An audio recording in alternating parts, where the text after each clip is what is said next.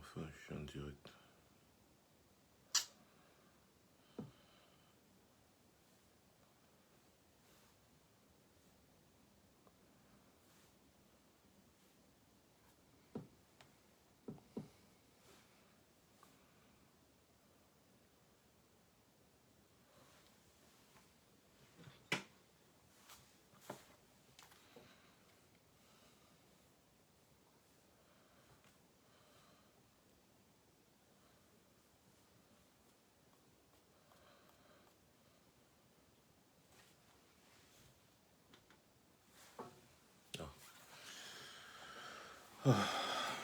Les gars, c'est un calvaire maintenant. Pour lancer un direct maintenant, c'est tout un problème. C'est-à-dire, il faut entrer dans Facebook, sortir, entrer, sortir, tourner, entrer, sortir, tourner, entrer, sortir, tourner. Vous ne pouvez pas lancer de direct. Vous ne pouvez...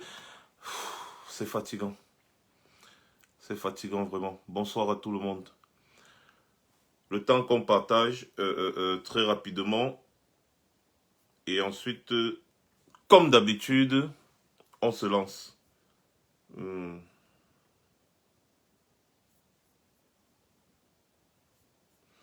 aussi, je vais faire le partage sur... Les gars, partagez, partagez, partagez, partagez, partagez. Partageons, partageons, parce que moi aussi, je suis en train de partager. J'essaie de partager sur Max Senior officiel pour que ceux qui sont abonnés là-bas puissent savoir que je suis en direct ici. Alors, bon, c'est bien, c'est fait. Partageons. Pour ceux qui ne peuvent pas partager, parce que je sais que il y a beaucoup qui ne peuvent pas partager le live, malheureusement. Vous copiez juste le lien. Il y a les 3 points qui sont en haut. Vous copiez le lien et puis vous pouvez le partager. Et aussi ceux qui ne reçoivent pas les notifications, vous cliquez sur les 3 points en haut et vous descendez. Vous allez recevoir les notifications parce que Facebook a désactivé les notifications de tous mes abonnés. Tous mes abonnés ne reçoivent pas les notifications. Bon, bref, quelques-uns seulement. Quelques-uns seulement. Donc, il faut faire un maximum de partage pour pouvoir atteindre un maximum de personnes. Et aussi, il faut réactiver la cloche de notification. Parce que si vous ne réactivez pas, quand je serai en direct, vous ne pourrez pas être au courant. Donc, voilà. Vous voyez? C'est-à-dire, les gens ne se connectent pas parce que ça stagne. On ne comprend pas très bien. Mais je voulais passer un message rapide ici, là, ce soir en direct. N'est-ce pas, à Paul Biya. On sait que quand on prononce Paul Biya, l'algorithme joue déjà. Je vais recevoir une notification de signalisation encore demain. C'est-à-dire, donc, mais je dis quand même Paul Biya. Je vais passer un message très clair parce que nous venons de recevoir une leçon. Une leçon très... C'est-à-dire une leçon, je sais pas. Attendez. Qualité de la page. Voilà, regardez, vous voyez. Voilà la page. La page a des problèmes. Donc, si vous ne partagez pas, il n'y aura pas de monde. Regardez très bien. Voilà encore voilà les notifications que j'ai encore reçues. Vous voyez, non? Voilà ça, qualité de la page. Voilà ça. Vous voyez que il y a un problème. La page est extrêmement restreinte. Extrêmement restreinte. Et c'est comme ça là tout le temps maintenant. Donc, le temps qu'on migre tous sur YouTube, parce que je vous annonce que je vais faire des lives sur YouTube beaucoup plus maintenant. Et je vais vous poster... le lien ici, comme ça vous pourrez vous connecter sur YouTube. Pour ceux qui ne connaissent pas mon YouTube, vous allez sur YouTube, vous tapez Max Senior officiel et vous allez trouver ma page, vous vous y abonnez. Facebook, on ne sait pas ce qui se passe avec Facebook, mais Facebook restreint presque toutes les pages qui parlent de politique. Presque toutes les pages qui parlent de politique ont le même problème. Politique africaine. Je dis bien politique africaine, c'est parce que nous en Afrique, nous ne sommes pas unis. C'est qu'on devait complètement boycotter Facebook. Les Africains sont versés sur Facebook. On devait boycotter Facebook et ils allaient revoir leur politique. J'ai dit, toutes les pages qui parlent de politique africaine ont le même problème que ma page ici là. Exactement le même problème. Exactement le même problème. Alors, bonsoir à tout le monde. D'entrée de jeu déjà, je vais demander que vous me bipez un peu les sardinats.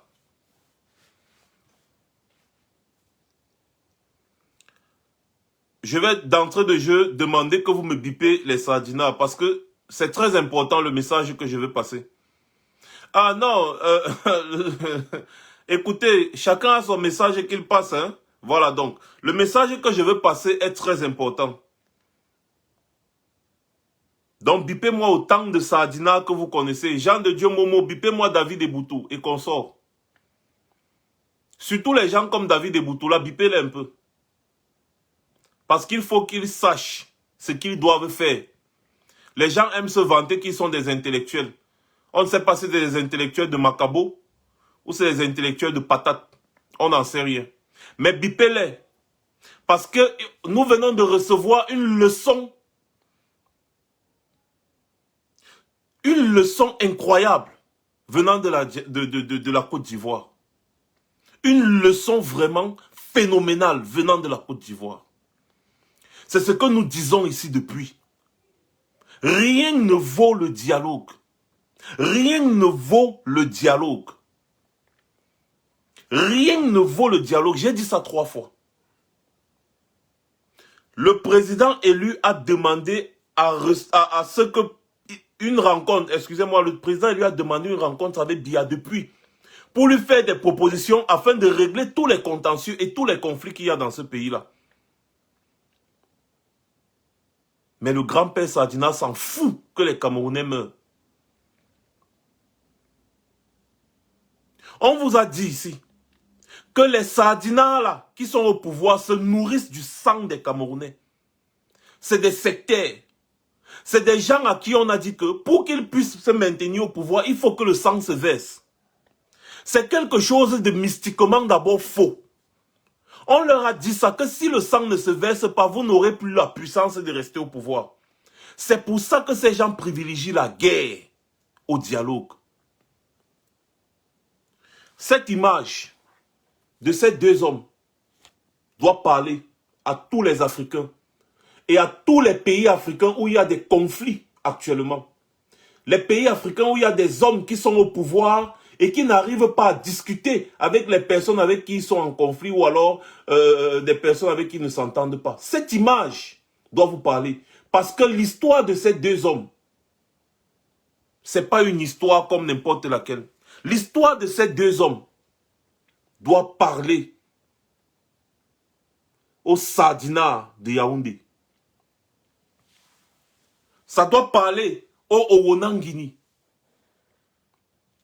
Ça doit parler à tous ces hommes qui écument les plateaux télé, qui se disent intellectuels, les intellectuels patates, qui viennent expliquer qu'on doit faire la guerre contre une partie de sa population. Parce que, soi-disant, force revient à la loi. Pendant 4 ans, le pays est en train de mourir à petit feu. Pendant 4 ans. Regardez, le prix des matériaux de construction a augmenté. Hein. C'est comme ça qu'on augmente votre coût de la vie. Bientôt même le pain va augmenter. Le ciment, le fer, tout ça a augmenté. Ça augmente doucement, doucement, doucement, doucement. Même si on reproche n'importe quoi à cet homme, Alassane Ouattara, je vais vous dire quelque chose. Cet homme est un grand homme. Je ne vous mens pas. Cet homme, Dieu m'est témoin, c'est un homme que je n'apprécie pas. C'est un homme que je n'apprécie pas parce qu'il a fait beaucoup de roubladise. Je ne l'apprécie pas. Mais ce geste, le geste-ci, c'est un geste des grands hommes.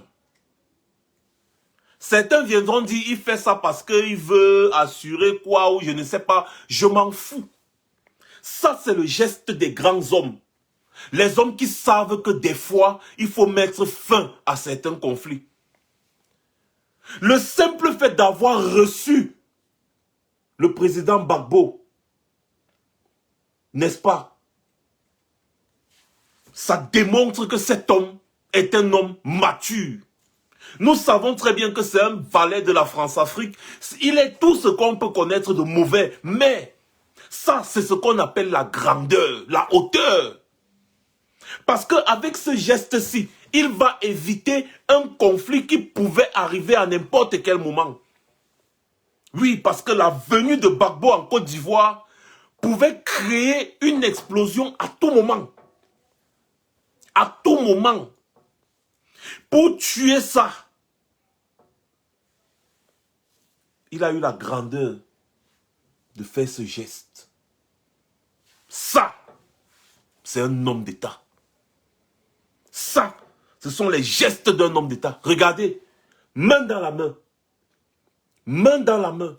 Je vais vous dire, le conflit entre ces hommes a fait perdre à la Côte d'Ivoire plus de 3000 de ses enfants. Plus de 3000 morts. Le conflit post-électoral en Côte d'Ivoire entre Laurent Gbagbo et Alassane Ouattara. C'était la guerre à outrance. La guerre à outrance. Voilà. Laurent Gbagbo est allé à la CPI. Il a fait 10 ans. On l'a jugé non coupable pour tous les crimes qui lui étaient reprochés. Tous les faits qui lui étaient reprochés, on l'a jugé non coupable. Je vais m'adresser aux Sardinats. Peut-être aux Vauriens, aux grands-mères qui n'ont rien à faire comme Jacqueline Noala, qui est là par exemple. Que je vous invite d'ailleurs à saturer son messenger jusqu'à ce qu'elle bloque. Je vais donner une leçon aux Vauriens grand-mères comme ça, qui ont peut-être des enfants, mais qui se moquent quand les enfants des autres meurent. Je vais leur donner une leçon pour leur dire que 50 ans de dialogue, c'est 1000 fois mieux qu'un seul jour de guerre. Parce que l'être humain est sacré. Personne, le blanc a tout fait, mais on ne peut pas ramener un être humain à la vie. Donc, la perte d'un être humain est quelque chose de très cher. Il est mieux de dialoguer pendant 50 ans, c'est-à-dire vous ne vous entendez pas, mais vous continuez de dialoguer. Les problèmes se posent sur la table, vous continuez de dialoguer pendant 50 ans. Au lieu de faire un seul jour de guerre, là où une personne va perdre la vie. Voilà la leçon que je veux donner aux grands-mères vauriennes comme Jacqueline Noah, qui est là. Sur toutes mes publications, elle vient se faire voir. Dans toutes mes vidéos, elle vient montrer sa sale gueule de sanguinaire, parce que ce sont les gens qui boivent le sang. Parce que si tu ne bois pas le sang, comment tu peux te moquer quand les gens meurent? Il y a la guerre dans notre pays. Depuis plus de 4 ans aujourd'hui, depuis 2016. Les enfants meurent. Les mamans meurent. Les jeunes meurent. Même les militaires meurent. On est déjà à plus de 1300 militaires qui sont morts. On les a formés avec l'argent du contribuable. 1300 militaires. Le salaire qu'on donne à 1300 militaires par mois, c'est combien? Donc imaginez le salaire qu'on donne à tous les militaires qui sont en conflit. Comment est-ce qu'on les entretient? C'est l'argent de l'État. Cet argent pouvait servir à acheter même les couveuses dans les hôpitaux. Là où quand cette vaurienne de Jacqueline Noah va aller accoucher, si son enfant a un problème, on va mettre ça dans la couveuse. Mais comme elle est bête, elle ne comprend pas ça. Pourquoi? Parce qu'elle est envahie par la haine, comme tous les Sardinats. La haine pour rien, juste la haine, l'aigreur. Si bien que même le principe de simple respect de la dignité humaine, ils ont perdu ça. Et quand elle va avoir deuil dans sa famille, elle va pleurer, hein, Jacqueline Noah. Elle va pleurer plus que tout le monde. Ouais, il est mort. Ouais, pourquoi il est mort? Elle va faire le deuil. Elle va faire le deuil. Elle va faire le deuil. Mais quand elle entend que d'autres personnes sont éprouvées parce qu'ils ont deuil, toutes les familles qui ont deuil tous les jours, au nord-ouest et au sud-ouest, c'est le Cameroun tout entier qui est en deuil. Vous allez voir des vieilles vauriennes. Je n'ai pas envie de... Je respecte beaucoup les femmes. Mais quand il y en a qui se démarquent par leur stupidité, par leur bêtise, comme cette dévergondée de Jacqueline Noah. Une maman, hein, une vieille maman qui a certainement des enfants. Hein, une maman qui a certainement des enfants. Elle veut laisser un Cameroun en guerre à ses enfants. Parce qu'elle a la haine, juste comme ça. La haine même contre des gens qu'elle ne connaît pas. Elle va te dire qu'elle aime Paul Biya. Elle n'a jamais vu Paul Biya. Elle ne connaît pas quelle taille Paul Biya fait. Elle ne connaît même pas ce que Paul Biya mange. Elle ne le connaît pas, juste comme il s'appelle Paul Biya. Elle a juste la haine contre les personnes qui se battent pour un avenir meilleur. Donc ses enfants vont profiter. C'est le genre de personne que, quand elle prend la route pour aller dans son village, elle prie. Ouais, il faut que j'arrive. Ouais, parce que les routes sont tellement étroites. Mais elle ne voit pas ça. Elle ne voit pas que si le pays là se développe, elle aura des autoroutes. Non, la haine et l'aigreur. Quand je pense que des femmes comme ça là ont eu des enfants et qu'il y a des femmes qui ont un bon cœur, qui n'arrivent pas à accoucher, je dis parfois dans la vie, c'est du gâchis. Parce que voir des gens comme ça, c'est-à-dire, je ne sais pas, je n'ai pas de mots pour qualifier ce genre d'individu.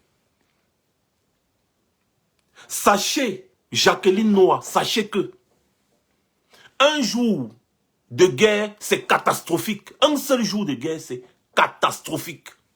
100 ans de dialogue, c'est mieux. Quand il y a un conflit, on finit toujours par le résoudre autour d'une table de dialogue. Alors, pourquoi faire la guerre quand on va toujours finir par dialoguer? Les gars, partagez le live là, partagez.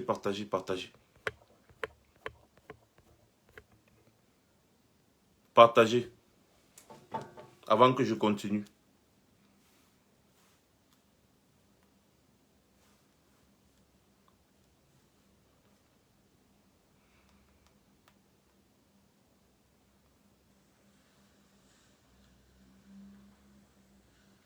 C'est bon. Nous sommes à 718 partages. Atteignons 1000 partages au moins comme d'habitude. Nous sommes à 718 partages. On devrait déjà être au moins à 2000 partages, mais c'est pas grave. Continuons le partage tout simplement. Nous sommes à 718 partages. Ah, excusez-moi, je devais baisser le volume de ça. Alassane Ouattara, comme j'étais de disance tout à l'heure, quoi qu'on dise, c'est un grand homme.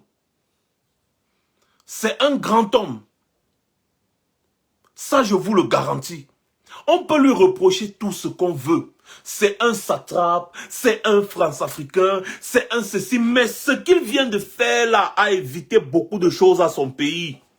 Beaucoup de choses à son pays. Parce que même si vous dites quoi, les partisans de Laurent Gbagbo, ce sont des gens qui sont prêts au conflit. C'est des gens qui connaissent que lutter, c'est important dans la vie pour obtenir ce qu'on veut. Et il le sait. Voilà pourquoi, au lieu de laisser que ce genre de conflit arrive, qu'on se mette à dire, tu as envoyé Gbagbo à la CPI pendant 10 ans. Tu as envoyé Gbagbo à la CPI, pourquoi? Le voilà qui est innocent, machin. Non. Il reçoit son ami. Il lui dit, voilà, tu as été à la CPI, vraiment je suis désolé, tu sais que c'est le conflit qui nous opposait, et tout. Il faut qu'on essaye de dialoguer. Parce qu'il faut la paix en Côte d'Ivoire. Les gens sont en train de lutter pour la paix dans leur pays. On a un flémaspard comme Paul Biya qui part se reposer, il se cache. On ne sait pas où il est. Paul Biya est en cachette. On peut même dire qu'il est en fuite. Certains peuvent même dire qu'il est mort avec raison. Personne ne sait où il est. Personne ne connaît où il est. Pendant ce temps, les militaires sont en train de mourir. Pendant ce temps, les hommes, les femmes, les enfants meurent dans son pays. Hein. Mais lui, il dit, je suis président de la République. Mais il fuit. Il a fui le Cameroun. Personne ne sait où il est. Paul Biya est en fuite. Il abandonne un pays en proie à la guerre. Au nord, contre Boko Haram, les militaires ne font que mourir. Au nord-ouest, au sud-ouest, les militaires ne font que mourir. Il fuit le Cameroun. On t'a dit, personne ne sait où il est. On l'a chassé de la Suisse. Il a fui la Suisse. Il a tourné quelque part. Il a pris un tour tournant danger comme ça. Il est parti quelque part. On ne sait pas où. Et il n'y a aucun journaliste au Cameroun. Il n'y a personne au Cameroun qui est capable de poser la question de savoir, mais où est le type là? Il a pris le palais de Toudi. Il a fermé, clac. Il a mis les clés dans son caleçon ou bien dans le soutien de sa femme. Il a pris l'avion qu'il a loué. C'est-à-dire un avion qu'il a loué. Il est parti depuis 40 ans au pouvoir. Le Cameroun n'a pas d'avion. Il est parti. Il a fui. Il ne dit pas où il est. Personne ne sait où il est. Personne ne connaît sa position. Il a pris tout son état-major. Il a fui. Laissant son pays en guerre. En plein conflit. Après, certaines personnes vont se lever et venir faire la comparaison entre la Côte d'Ivoire et le Cameroun. Fermez vos gueules. Fermez vos gueules. Même ceux qui vont se lever aujourd'hui, parler encore d'Alassane Ouattara, j'ai dit, laissez. Laissez. Fermez vos bouches, laissez. L'homme là, il sait ce qu'il fait. Il a dit qu'il ne devait pas faire un troisième mandat, non, mais il s'est encore lancé pour le troisième mandat, non. Mais mieux de lui quand même, il essaye de résoudre les conflits. Il essaye de résoudre les conflits. Mieux Alassane Ouattara qui dit que je ne vais pas faire un troisième mandat, après il fait un troisième mandat, mais il essaye de résoudre les conflits, à un grand-père Sardina qui modifie la constitution et on ne le voit jamais. Le pays est en guerre, il déclare la guerre à son propre peuple, on ne le voit jamais. Il gouverne le Cameroun par décret signé par je ne sais qui. Remarquez que tous les documents qu'on tamponne signés par Paul Biya, c'est toujours des photocopies. Jamais une signature originale. Donc ça veut dire que sa signature a déjà été scannée quelque part. On colle seulement sur le document. Donc même signer des documents, Paul Biya ne les signe plus depuis. Mais il n'y a aucun homme au Cameroun, aucun homme des médias, personne au Cameroun, à part le président élu, qui pose les vraies questions. Aucun. Vous allez voir les gros patapouf enfoirés comme Jean de Dieu Momo, qui vont aller sur les plateaux télé,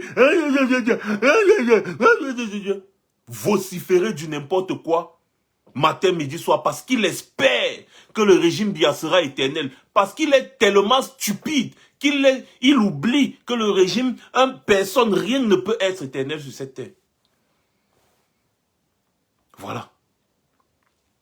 Le type, si on dit n'importe quoi qu'on va dire, il connaît comment on fait pour fuir les problèmes. On appelle ça là, fuir les problèmes.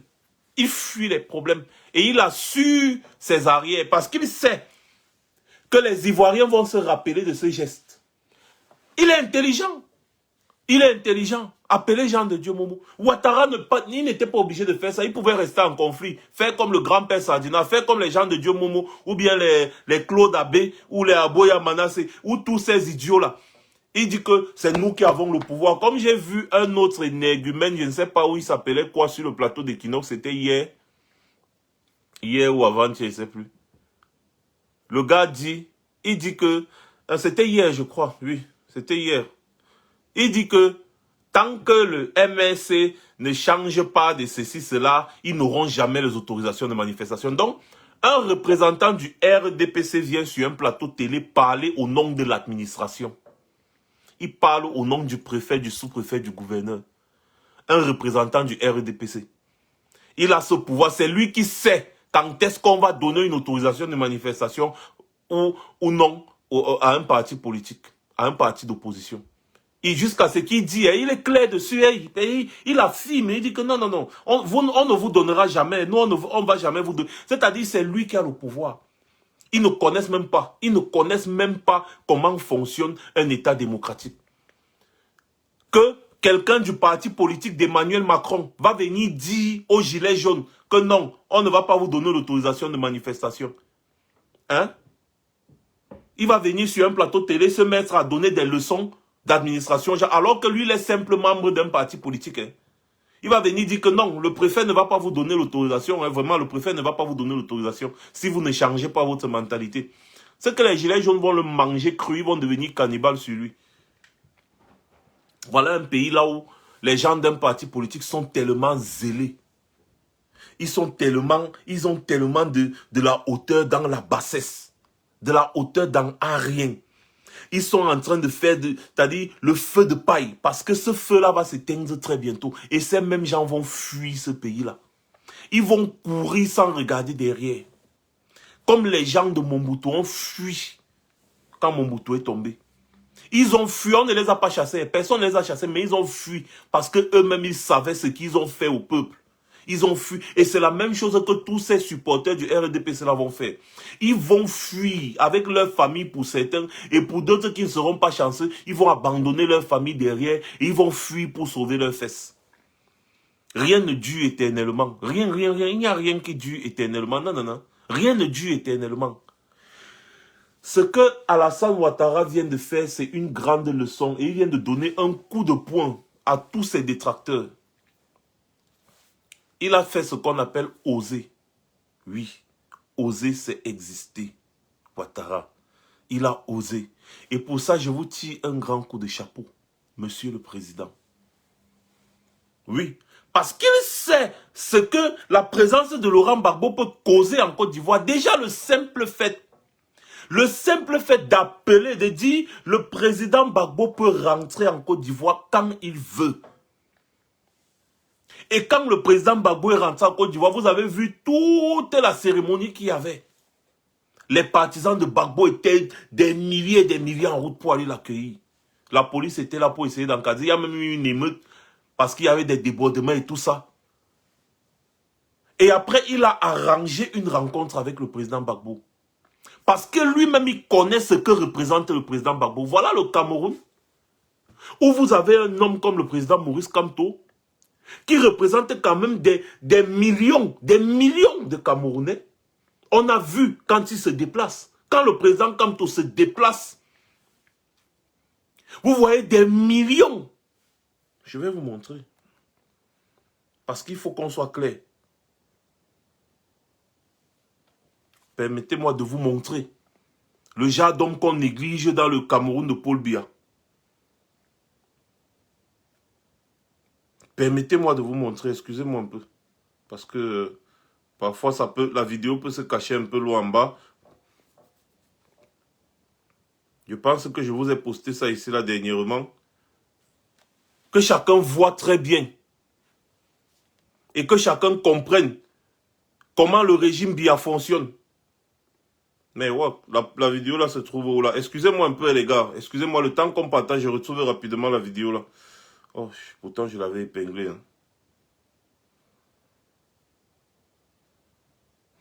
Voilà, la voici.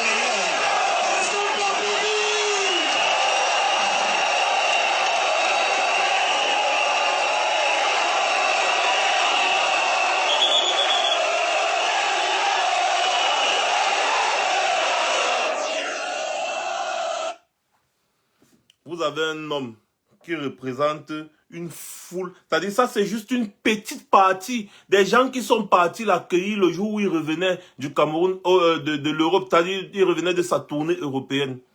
Donc, ce n'est pas quelque chose qui était prévu, qui était arrangé. Ce n'est pas un meeting, non.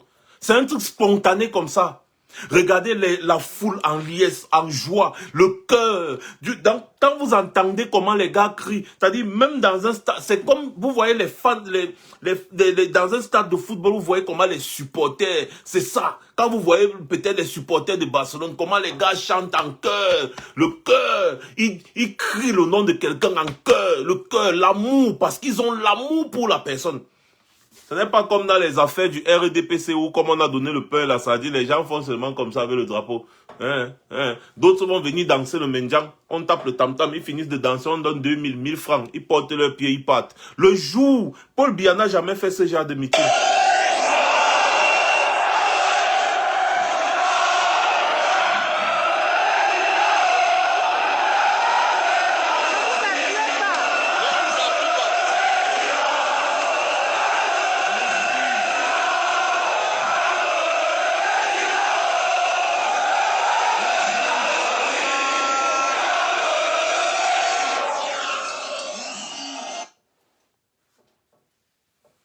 Vous avez un homme qui représente des millions de Camerounais, qui vous dit que le Cameroun là que vous voyez là, voici comment on peut résoudre les problèmes du Cameroun, vous le négligez.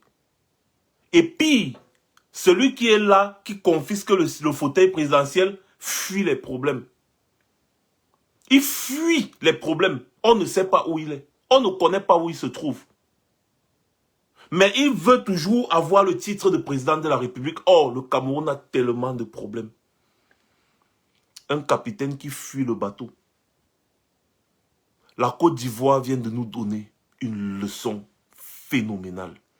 Alassane Dramane Ouattara vient de nous donner une leçon phénoménale. En ce qui concerne la politique, quand les Ivoiriens parlent, que les Camerounais se taisent. Que les Camerounais se taisent. Tout simplement.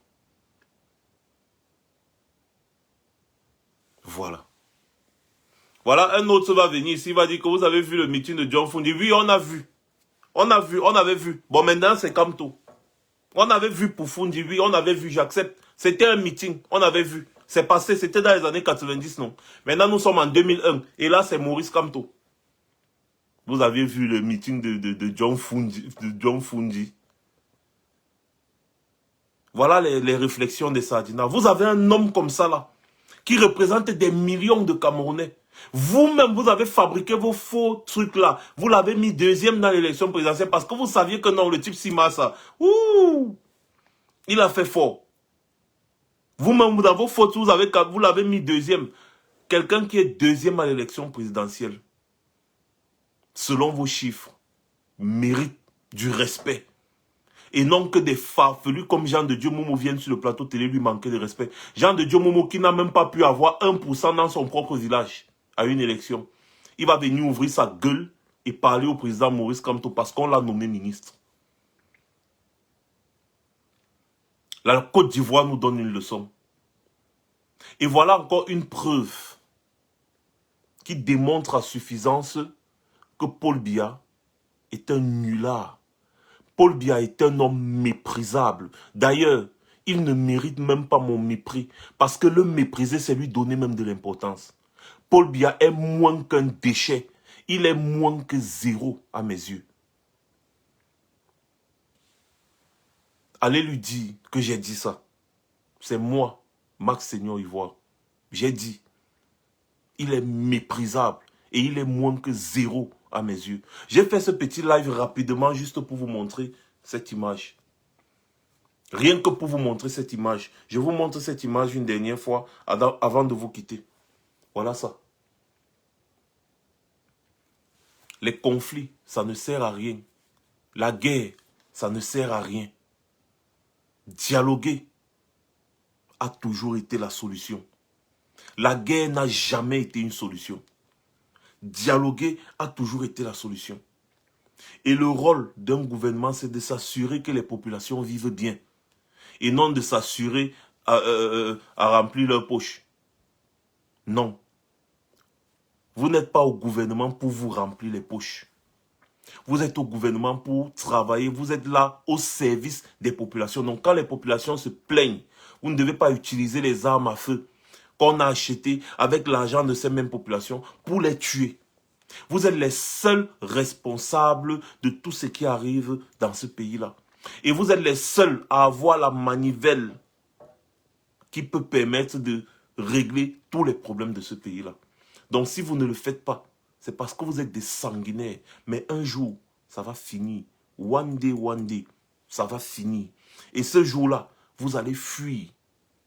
Personne ne va vous chasser, mais vous allez fuir. Passez une bonne soirée.